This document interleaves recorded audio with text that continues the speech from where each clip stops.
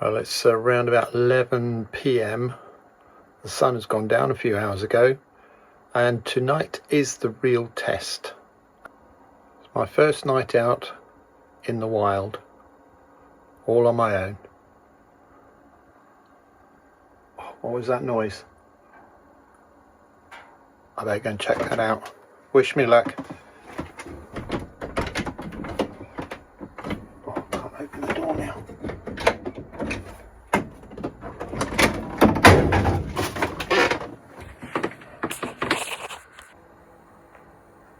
It's dark. It's around about midnight now.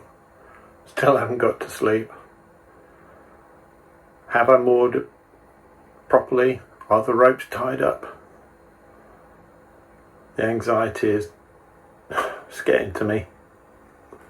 Another thing is the battery going to last all night?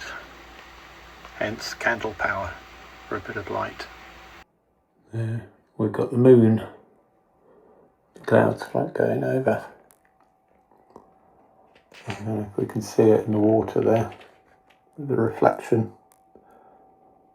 The water is absolutely flat calm. And a bit spooky because then I'm in the middle of nowhere. Well, it's well after midnight. I should be asleep. Get the odd sounds coming out, the ropes creaking or the boat rocking gently against the mooring.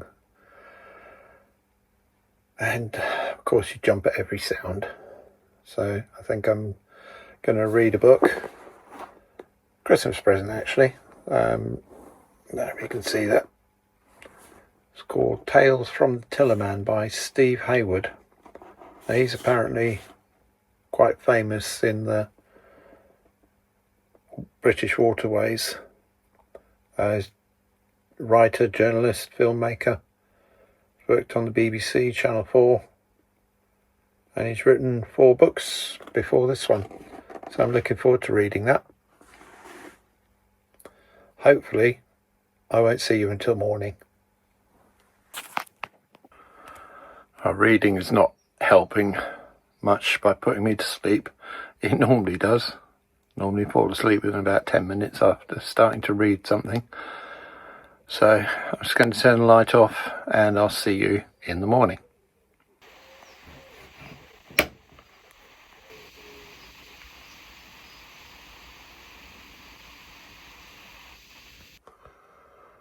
Good morning. It's around about 7 a.m. Just having my first cup of coffee. That's the view that I've got this morning. What a rough night.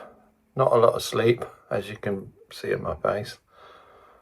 The ducks decided to visit me.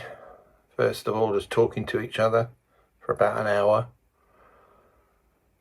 And then they decided to come along the side of the boat and started pecking away at the side of the boat, just about the waterline, eating the algae along there.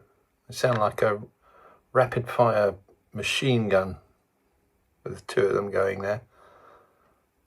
But hey, it's nature. Well, as for my worries that I've had, I'm still here. My boat's still tied up nicely. Beautiful view, flat calm. Got my nice strong coffee. It's always a good thing first thing in the morning. And I think maybe I just need to get used to this lifestyle. Out on the cut is great. The reality is something else. Just some of the issues I've had overnight. Condensation, I don't really have a huge problem with that on my boat. The cold, was it cold last night? Well, outside it was 6 degrees. I did have the fire on.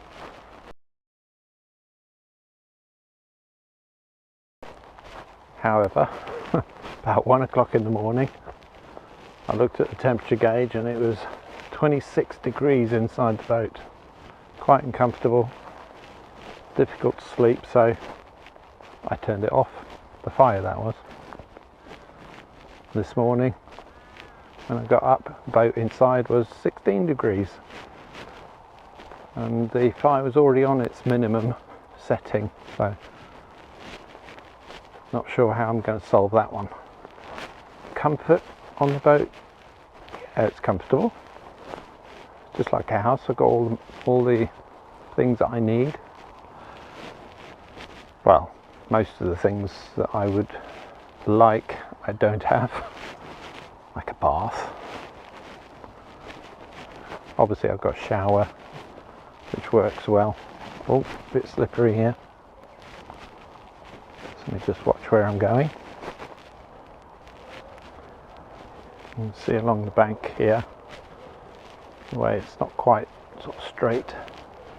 This is where boats have been going a bit too fast and washed it away a little bit. Because there's no banking here or no stakes to prevent some of that. As you can see, there's a bit of a hole in this side.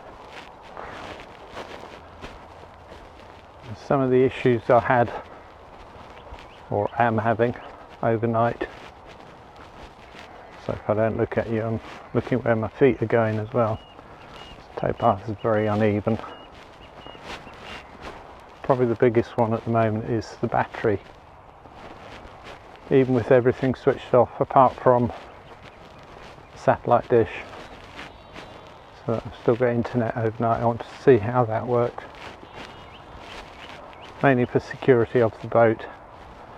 So I've got remote cameras, that sort of thing, so I can monitor it 24/7.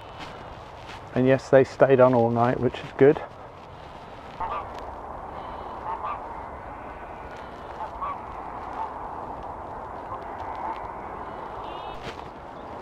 The cold, I've already spoken a little bit about that. I think, well, I know I've got plenty of heating on the boat. I've got several different sources, so I'm not going to get cold on the boat. I've just got to find the right balance between the heater that pumps out loads of heat, maybe some of the smaller sources of heat that I've got. Another issue that I've got, and a few others have, is logistics. I've got a car. I need a car because I'm still working, so I need to get from the boat to the work, and that means doing something called bridge hopping. It's where you find a bridge that's got parking next to it, that's on the canal. Park your car there, move your boat, walk back like I'm doing right now. It's only 3 miles. Take me maybe an hour and a half, so I'm taking it slowly. Pick your car up, bring it to the new place that you found for your parking. Hence bridge hopping. Now I'd rather not do bridge hopping. However, I have to.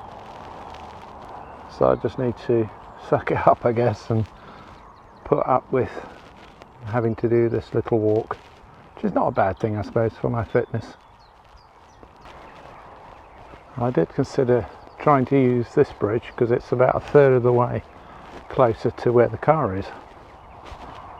However, although there's a gate just to the right hand side there, which I think gets you up to the road, there's nowhere to park your car up by the bridge. So it's a main road, so it would be a bit dangerous to stop and leave your car there. See, all these things, they might be little in isolation, but they all add up. This is that gate I mentioned a few seconds ago. It looks like it does lead up to the road, which is just up there. It looks like it's lambing season. It's just the beginning of April. Plenty of sheep and lamb in that field. Yeah, as I walk back, I've been thinking, can I do this full time? Or should I just push through it and get on with it? Would you push through it or call it a day? Anyway, I think I'm going to try and pick up the pace just a little bit so I can get to the car. I'm only about a third of the way back so far. I want to get back to the boat and do a few things.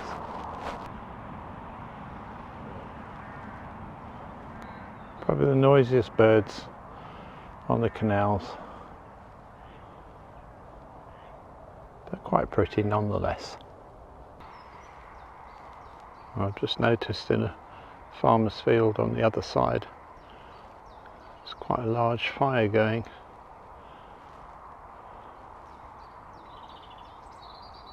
I'm hoping that's deliberate. Well, I'm finally back at the car. That felt a long way. Oh dear. Right, back to the boat. Right, that walk back to the car took me about an hour and a half and 7 minutes in the car to get back. Anyway, it's parked up now. Now, one of the anxieties I've got is once I leave the boat, will it still be there when I get back? Should be just round this corner.